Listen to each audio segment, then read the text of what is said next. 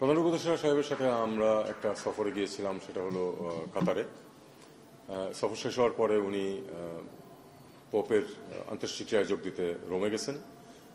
কালকে ভোরে ফিরবেন আমি যতটুকু জানি, যদি সব সময় ঠিকঠাক থাকে। আর উনি এবং দলের একটা ছোট্ট অংশ তার সাথে গেছেন, বাকিরা আমরা সবাই গত পরশুদিন ফিরে এসেছি। তো কাতারে মূল বিষয়টা ছিল ইনভিটেশন ছিল ওখানকার আর্টনা সামিটের একটা ব্যাপারে। সেটা একটা ইনভিটেশনটা এসেছিল ওই যে ফাউন্ডেশন, সেটার যে কর্ণধার শেখের বোন শেখা হিন্দ, ওনার কাছ থেকে, ওনার ইনভিটেশনে। আর ওখানে চিফ অ্যাডভাইজার ওই অনুষ্ঠানের মূল অনুষ্ঠানে উনি ছিলেন কিনোট স্পিকার, তিনি সেখানে বলেছেন। এছাড়া তিনি বেশ কয়েকটি আরও অনুষ্ঠানে যোগ দিয়েছেন, তার মধ্যে একটি ছিল ইউথের, একটা ছিল বিশ্ববিদ্যালয়ের। সেখানে তাকে বলা হয়েছিল ইন্সপিরেশনাল স্পিচ দেওয়ার জন্য। আমরা সবাই জানি যে ইন্সপিরেশনাল স্পিচ ওনার চেয়ে ভালো তো আর কেউ দিতে পারে না, কারণ উনি যে পথ দেখাতে পারেন বা যে স্বপ্ন দেখাতে পারেন মানুষকে, বিশেষ করে ইয়াং জেনারেশনকে, সেটা তো অনবদ্য। তিনি সেটা করেছেন। এছাড়া অফিসিয়াল মিটিং ছিল বেশ কয়েকটা। 3 জন মন্ত্রী তার সাথে দেখা করেছেন, 2 জন ডেপুটি প্রাইম মিনিস্টারের সাথে খুব সাবস্ট্যান্টিভ কথাবার্তা হয়েছে, আর প্রধানমন্ত্রীর সাথে মিটিং হয়েছে। এবং তারপরে সেখানে আমাদের মোটামুটি স্বাস্থ্য সংশ্লিষ্ট বিষয় যেগুলো আছে সেগুলি সব কিছু নিয়েই বেশ ফলপ্রসূ কথাবার্তা হয়েছে। এবং তারপরে আমরা সফর শেষ করে বাঙালি কমিউনিটির সাথেও একটা কথাবার্তা হয়েছে। বাঙালি কমিউনিটির সাথে দুটো আসলে, কারণ একটাতে ছিল যে বাঙালি কমিউনিটি ওখানে যারা ব্যবসাতে জড়িত, মোটামুটি ভালো ব্যবসা করেন, তাদের সাথে একটা মিটিং ছিল।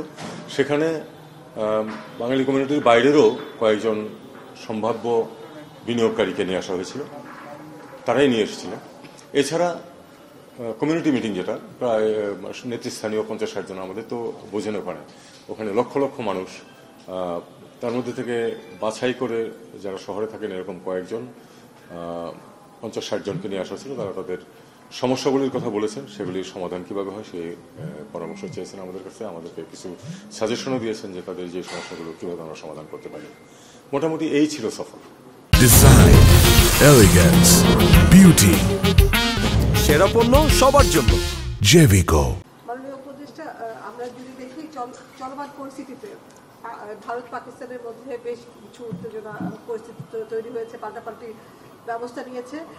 বাংলাদেশ এর প্রভাব পড়বে কিনা, বাংলাদেশের প্রভাব পড়বে কিনা? আমরা ভারতে বাংলাদেশিদের গ্রেপ্তারের খবর পাচ্ছি ভারতীয় মিডিয়ায়, বেশ কিছু সংখ্যক বাংলাদেশিকে গুজরাটে মিক্স আপ হয়ে গেল না একটু, একটা করে করেন। একটা হলো যে বাংলাদেশের প্রতিক্রিয়া কি এই প্রসঙ্গে? বাংলাদেশের অবস্থা, আমাদের অবস্থান হচ্ছে খুব স্পষ্ট। আমরা শান্তি চাই দক্ষিণ এশিয়ায়।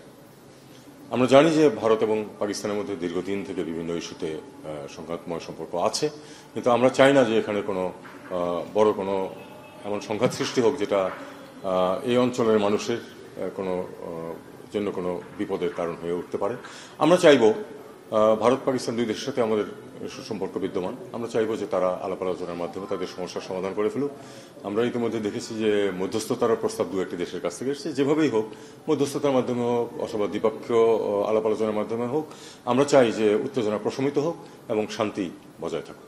বাংলাদেশ এই ক্ষেত্রে যেহেতু 2 দেশের সাথে বাংলাদেশের সুসম্পর্ক আছে, বাংলাদেশ মধ্যস্থতার কোনো সৌদি আরব যদি নিতে পারে, বাংলাদেশ নয় কেন? আমি মনে করি না যে এই মুহূর্তে আমাদের মধ্যস্থতার কোনো ভূমিকা নেওয়ার চেষ্টা করা উচিত। আমরা চাইবো যে তারা নিজেরাই সমস্যা করে ফেলুক। তারা যদি আমাদের সহায়তা চায় যে আপনারা মধ্যস্থতা করুন, তাহলে হয়তো আমরা যাবো, কিন্তু তার আগে আমরা আগ বাড়িয়ে এটা কিছু করতে চাই না। ভারতে বাংলাদেশিদের গ্রেপ্তারের খবর আমরা পাচ্ছি, খবরটা পররাষ্ট্র মন্ত্রণালয় কিভাবে কতটা পাচ্ছে এবং কি উদ্যোগ নিচ্ছে? এখন পর্যন্ত আমরা এই ব্যাপারে কিন্তু পত্রপত্রিকাতেই দেখেছি, এর বাইরে কোনো অফিসিয়াল কমিউনিকেশন আমাদেরকে দেওয়া হয়নি। আর আপনারা জানেন যে অফিসিয়াল কমিউনিকেশন দিলেও আমাদেরকে দেখতে হবে যে আসলে তারা বাংলাদেশের লোক কিনা। যদি বাংলাদেশের মানুষ হয়, আমরা তাদেরকে অবশ্যই ফেরত নেব, কিন্তু বাংলাদেশের মানুষ কিনা এটা কিন্তু প্রমাণ সাপেক্ষ, কারণ ভারতেও আমরা জানি যে প্রচুর বাংলা ভাষী আছে। বাংলা কথা বললেই সেটা বাংলাদেশের মানুষ, এমন কোনো নিশ্চয়তা নেই। জি, আবার বলুন।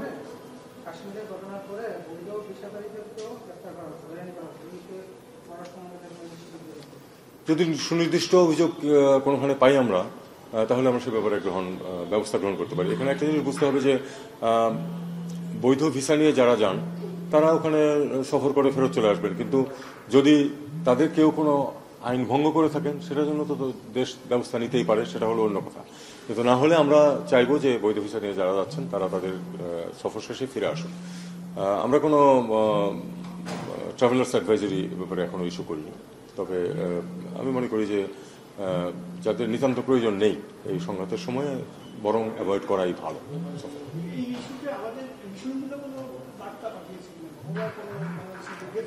না, তারা কোনো কিছু নিশ্চিত করতে পারেনি, কারণ ভারতীয় কর্তৃপক্ষ থেকে কিছু জানানো হয়নি এখনো অফিসিয়ালি। মাননীয় উপদেষ্টা, আমার প্রশ্নটি হচ্ছে যে আরাকান আর্মির সাথে বাংলাদেশের যোগাযোগের বিষয়ে মানে এই রিজিয়নে ব্যাপক আলোচনা হচ্ছে যে এরকম আশঙ্কা করা হচ্ছে বাংলাদেশ আসলে মায়ানমারের এই আভ্যন্তরীণ সংঘাতে জড়িয়ে পড়ছে কিনা। ইতিমধ্যে একজন উপদেষ্টা বলেছেন যে আরাকান আর্মির সাথে আমাদের কোনো না কোনো ফর্মে যোগাযোগ হচ্ছে, এই ব্যাপারে আপনার আমি খুব সংক্ষেপে এই বিষয়টাতে বলি। প্রথমত হলো যে এই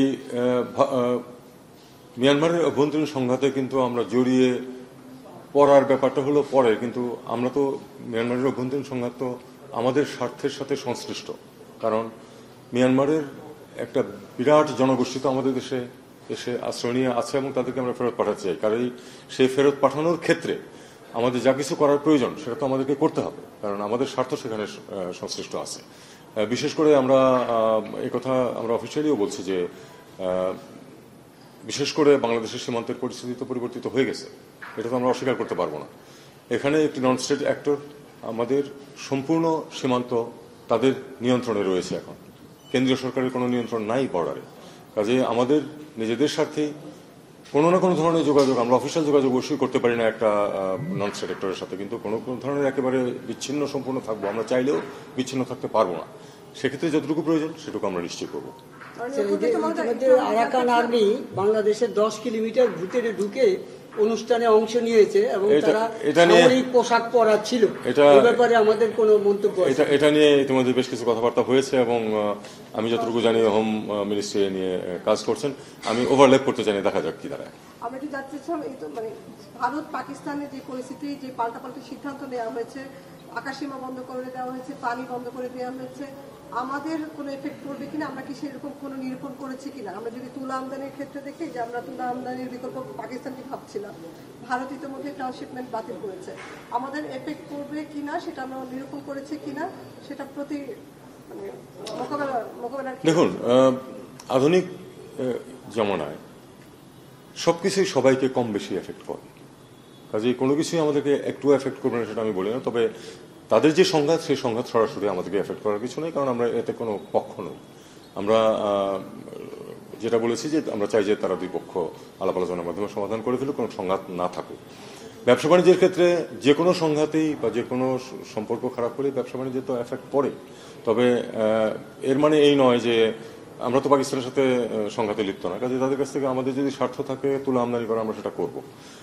ভারত আমাদেরকে যে ট্রান্সশিপমেন্ট সুবিধা দিচ্ছিল গত বছর দেড়েক যাবৎ, সেটা তারা উইথড্র করেছে। আমাদেরকে আমাদের মোডাস ভিভেন্ডি বের করে নিতে হবে যে এই পরিস্থিতিতে আমরা কিভাবে করতে পারি। আপনি জানেন যে আমরা ইতিমধ্যেই সিদ্ধান্ত নিয়েছি যে সিলেট থেকে সরাসরি ফ্লাইট যাবে। আমাদেরকে এভাবেই নিজেদের স্বার্থ রক্ষার ব্যবস্থা করতে হবে। আমি মনে করি যে এটা এভাবেই এগোবে। তাদের সংঘাতের কারণে আমাদের ব্যবসা বাণিজ্যের যে এফেক্ট যদি হয়, সেই এফেক্ট যাতে বেশি আমাদের ক্ষতি করতে না পারে, আমাদেরকে সেই অনুযায়ী ব্যবস্থা নিতে হবে। বাংলাদেশ ভারত সীমান্তে বাড়তি নিরাপত্তার ব্যবস্থা করা হবে কিনা? এটা হয়তো নিরাপত্তা নিয়ে যারা সরাসরি কাজ করেন তারা হয়তো বলতে পারবেন। এই মুহূর্তে আমার কাছে এরকম কোনো তথ্য নেই। ওয়াশিংটনে যে মিটিংটা হলো শুল্ক নিয়ে, এই ব্যাপারে যদি আমাদের কিছু ব্রিফ করেন বাংলাদেশ।